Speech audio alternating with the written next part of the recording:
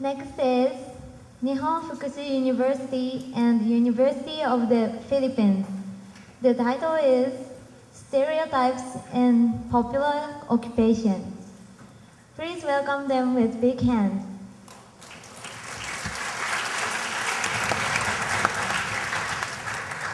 Hello everyone, I'm Kenichi, and this is Takia from Nihon Fukushi University, and this is Alain from University of the Philippines. Look at the screen. Our presentation title is Stereotypes of Popular Occupation. This is our outline. This year's theme is Breaking Through Stereotypes. In this presentation, we focus on stereotypes about occupations.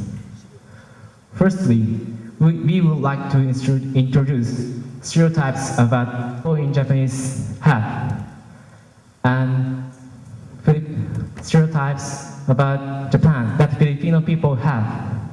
Secondly, dream versus reality. Lastly, our conclusion. Firstly, we want to introduce stereotypes about Japan. Japan is a great producer of anime or animation movies. And secondly, Japan has advanced technology and produce high quality cars. Third, Japanese are disciplined very well. Next, stereotype about Philippines. First, Philippines has great ocean view. Second, Filipino is actively protecting marine environment. And third, Filipino has cheerful personality. And lastly, there are many women from the Philippines working in Japan. Here are the points that we have learned by comparing our stereotypes and realities. So, here are the stereotypes of the Philippines from Japanese students. 3 of them are true, while 1 is not so true. So first, it is indeed true that the sea, particularly the beaches in the Philippines, are so beautiful. In fact, out of all the islands in the world, Travel Leisure magazine chose to name Boracay, one of the leading tourist destinations in the Philippines, as its best overall island of 2012. Moreover, it is true that many women go to Japan to work. Based from statistics, 4.2% of 2.2 million overseas Filipino workers go to Japan. The leading destination for overseas Filipino workers is Saudi Arabia with 22.6% as of 2012. As said earlier, many women go to Japan to work. Most of them work as entertainers, as what Filipinos call them, while some work in manufacturing, construction, and many more.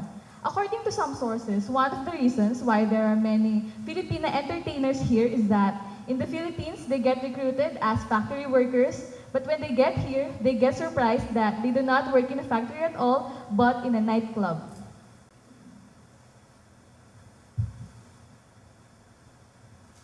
Part 2, Dream versus Reality. Our childhood dreams will seldom come true. This is widely believed, but isn't it a stereotype? As we learn to be skeptical about larger shared image and belief, we conducted a questionnaire survey to students.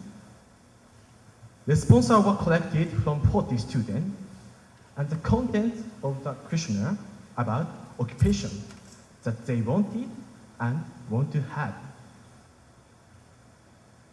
There are the results of the questionnaire. Question 1.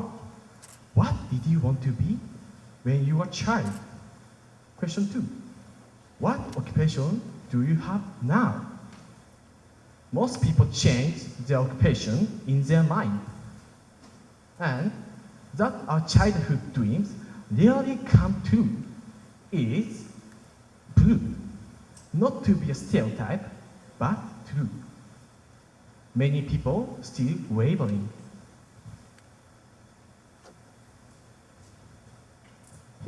results of the questionnaires in the Philippines. So, 5 out of 8 respondents have different answers to question 1 and 2. They said that their answer changed because they realized that the profession was not meant for them, or it is hard to be such, or they were influenced by a significant other. In the Philippines, it is part of our culture that we always consider what other people say us. We value their feedbacks, comments, and suggestions. On the other hand, 3 out of 8 respondents have similar answers to question 1 and 2. They said that their answers did not change because they are really motivated to be one, and they think that this profession will help them escape poverty. So in the Philippines, many poor people believe that getting education or graduating in college is the only way for them to escape poverty. However, the tuition fees are really expensive, so no matter how dedicated they are to graduate, if they don't have money, they can't go to a university.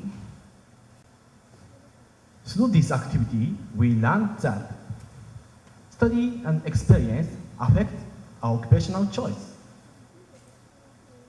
Through study and experience, we learn about more society and more occupation. Economic factor also affect our occupational choice. There are young people who cannot afford the cost of education. What we have learned, by exchanging stereotypes about each other and confirming if they are true or not, we broke the stereotype and we were able to understand each other better.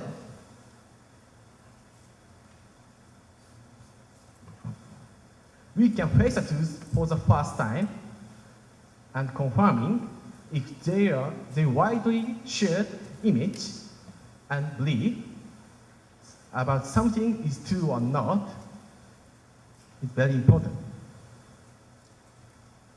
And to know each other, I checked it on the internet, read the document, and heard it directly. I learned that process is important to international exchange. Summary and conclusion. First, we picked up some common beliefs about each other and reflected on them, trying to find facts. Second, in order to find the questionnaire, and we conducted the questionnaire survey, then I found some problems and we could share the problems. Third, we have learned that the trial to find facts and